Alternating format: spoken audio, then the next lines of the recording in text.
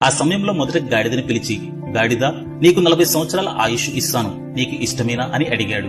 గాడిద విచారంగా, స్వామి, నేనెప్పుడూ బరువులు మోస్తూ శ్రమతో జీవిస్తాను, నాకు 40 ఏళ్లు అవసరం లేదు, 20 ఏళ్లు చాలు అని చెప్పింది. దానికి బ్రహ్మదేవుడు సమ్మతించాడు. తర్వాత కుక్కని పిలిచి, కుక్క, నీకు 40 సంవత్సరాల ఆయుష్ ఇస్తాను, నీకు సమ్మతమేనా అని అడిగాడు. కుక్క వణికిపోతూ, స్వామి, నేనెప్పుడూ ఇంటికి కాపలా కాస్తూ నా యజమాని కోసం జీవించాలి, 40 ఏళ్లు చాలా ఎక్కువ, నాకు 20 సంవత్సరాలు చాలు అని అంది. బ్రహ్మదేవుడు కూడా నిజమే కదా అని అంగీకరించాడు.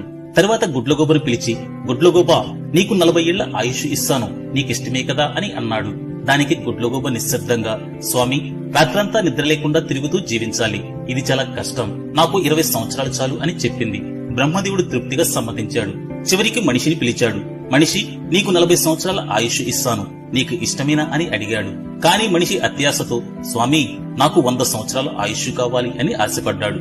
బ్రహ్మదేవుడు చిరునవ్వుతో, సరే, గాడిదకు, కుక్కకు, గుడ్లగోబకు మిగిలిన ఆ 60 సంవత్సరాలు నీకే ఇస్తాను, అంటే మొత్తంగా 100 సంవత్సరాలు జీవించు అని అన్నాడు.